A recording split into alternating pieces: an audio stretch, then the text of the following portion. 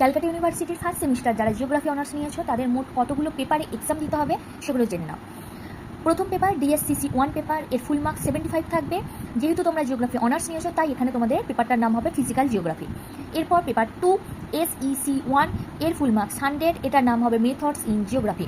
এবার এই যে পেপারটা ডিএসসিসি 1 এটা পুরোটাই হবে থিওরি, কিন্তু এসইসি পেপার এটা থিওরি প্লাস প্র্যাকটিক্যাল দুটো। এরপর সিভ্যাক 1.1 আর সিভ্যাক 1.2, এই দুটো কম্পালসারি পেপার। তুমি যাই অনার্স নাও তোমাকে এই দুটো পেপারে পরীক্ষা দিতেই হবে। এখানে তোমার ফুল মার্কস থাকবে দুটোতেই 50-50 করে। এরপর আছে এইসি 1 পেপার, এটা হচ্ছে তোমার কম্পালসারি ইংলিশ অথবা বেঙ্গলি, এর ফুল মার্কস থাকবে 50। আর জিওগ্রাফি অনার্সের সঙ্গে তোমার একটা মাইনর সাবজেক্টে পরীক্ষা দিতে হবে।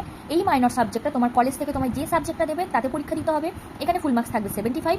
আর লাস্টে যেটা আছে প্র্যাকটিক্যাল পরীক্ষা, এটা হচ্ছে তোমার মেন যে কোর্স সিসি কোর্স বা ডিএসসিসি কোর্স, এর 75 মার্কস এখানে থিওরি পরীক্ষা, আর বাকি 25 মার্কস এখানে প্র্যাকটিক্যাল পরীক্ষা হবে।